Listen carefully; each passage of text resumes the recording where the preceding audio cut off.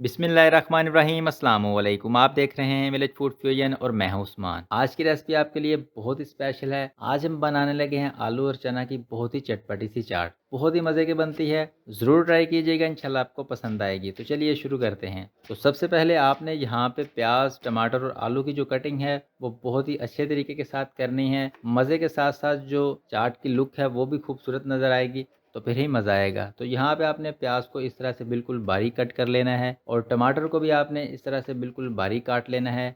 और जो आलू है हमारे पास, इसको हम बिल्कुल बारीक क्यूब शेप में कट कर लेंगे। आलू को मैंने बॉईल करके फ्रिज के अंदर रख दिया था और ये अच्छे से ठंडा हो चुका है। जब हम ठंडे आलू को कट करते हैं तो इसको आप जिस शेप में कट करना चाहेंगे कट कर सकेंगे। अगर आप गरम-गरम आलू को कट करेंगे तो जब हम चाट के अंदर उसको मिक्स करते हैं तो वो बिल्कुल ही एक लेवी सी बन जाती है। सबसे पहले आपने आलू और चने जो हैं उनको बॉईल करके फ्रिज के अंदर रखना है, अच्छी तरह से ठंडा करना है, फिर आपने उनको चाट के अंदर शामिल करना है। प्याज, टमाटर और आलू की कटिंग कर लेने के बाद अब हम बिल्कुल सादा पानी के अंदर बूंदी और भल्लों को 15 से 20 मिनट के लिए पानी के अंदर डिप करके रख देंगे ताकि ये अच्छी तरह से नरम हो जाएँ। और ये मेरे पास 150 ग्राम के करीब इमली है और 1.5 कप पानी के अंदर मैं इसको भिगो कर रख दूंगा तकरीबन 10 से 15 मिनट के लिए। तो यहाँ पे बूंदी और बल्ले अच्छे से नरम हो चुके हैं। अब इनका पानी अच्छी तरह से निचोड़ के इनको एक बाउल में निकाल लेंगे। तो यहाँ पे आप चैनल पर नए हैं तो काइंडली चैनल को सब्सक्राइब कर लें। रेसिपी अच्छी लगे तो लाइक और शेयर करना ना भूलिएगा। तो ये आप चेक करें, जो ऑयल है वो अच्छी तरह से अलहदा हो चुका है। तो यहाँ पे मैंने कटिंग करके सारी चीज़ें रेडी कर ली हैं। अब हम इनकी मिक्सिंग कर लेंगे। और ये मेरे पास 1 प्याली उबले हुए चने और 3 तरह का लोबिया है, ये शामिल कर देंगे। और साथ ही जो हमने आलू कट किए हैं ये शामिल कर देंगे। अगर आप इसके अंदर लोबिया वगैरह शामिल नहीं करना चाहते तो आप चनों को बॉयल करके भी शामिल कर सकते हैं, लेकिन लोबिया का जो जायका है इस चाट के अंदर बहुत ही ज़बरदस्त आता है।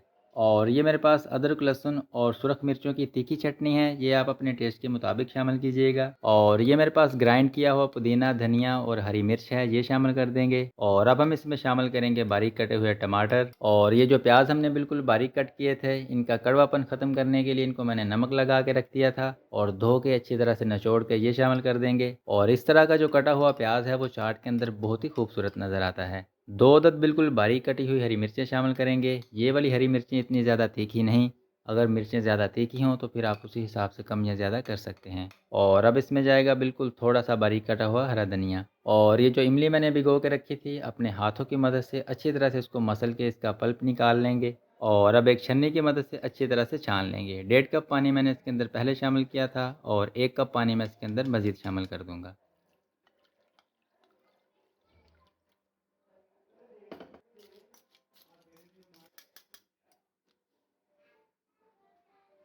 और अब इसमें जाएगा नमक, आप अपने टेस्ट के मुताबिक शामिल कीजिएगा। और तकरीबन आधा खाने वाला चम्मच चाट मसाला छिड़क देंगे और अच्छी तरह से मिक्स कर लेंगे। बूंदी और भल्लों की जो रेसिपी है वो मैं आपके साथ शेयर कर चुका हूँ।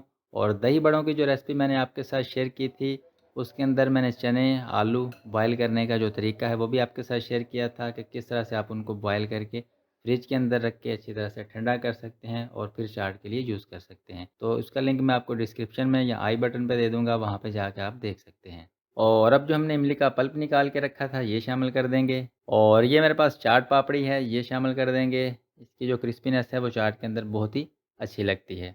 और अच्छी तरह से मिक्स कर लेंगे।